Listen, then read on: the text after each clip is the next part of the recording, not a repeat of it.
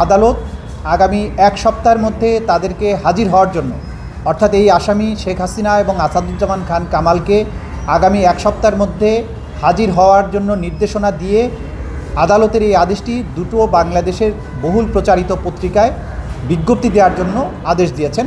শেখ হাসিনা, আসাদুজ্জামান খান কামাল এবং চৌধুরী আব্দুল আল মামুনের বিরুদ্ধে যে মামলাটি দায়ের হয়েছে ICTBD কেস নাম্বার 1, সেটি আজকে নির্ধারিত তারিখ ছিল এবং আজকে ছিল তাদের বিরুদ্ধে যে গ্রেপ্তারি পরোয়ানা জারি হয়েছিল সেই গ্রেপ্তারি পরোয়ানা তামিল হয়েছে কিনা সেটা রিপোর্ট দেওয়ার জন্য।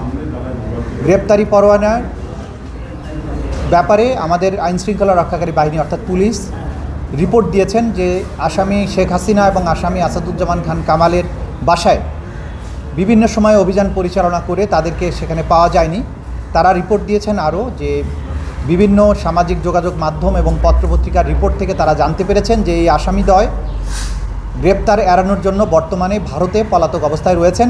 তাদেরকে পরবর্তীতে গ্রেপ্তার করা সম্ভব হলে আদালতে সোপর্দ করবে।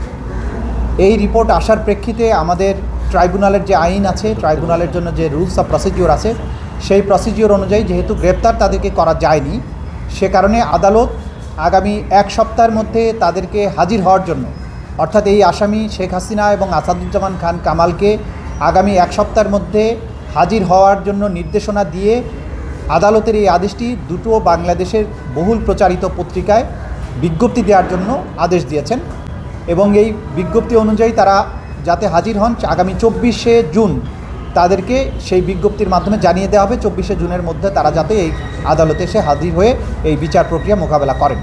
আগামী 24শে জুন তারিখে পরবর্তী তারিখ নির্ধারিত হয়েছে।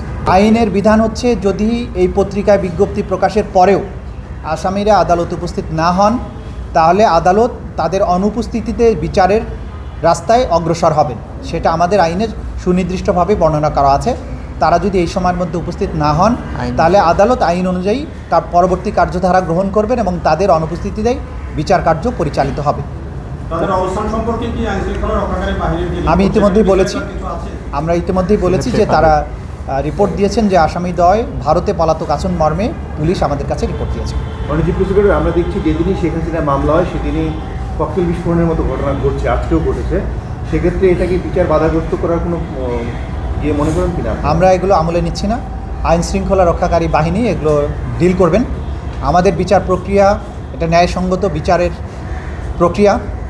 বাংলাদেশে যে অপরাধ হয়েছে সেটার বিচার হতে হবে, এটা ন্যায় বিচারের দাবি, আইনের দাবি, জাতীয় প্রত্যাশা। সেটা স্মুথলি অগ্রসর হতে থাকবে। কেউ যদি এটাকে বাধাগ্রস্ত করার চেষ্টা করে, কেউ যদি আইন অমান্যকারী কোনো কাজ করে, সেই ব্যাপারে যথাযথ আইনি ব্যবস্থা গ্রহণ করা হবে।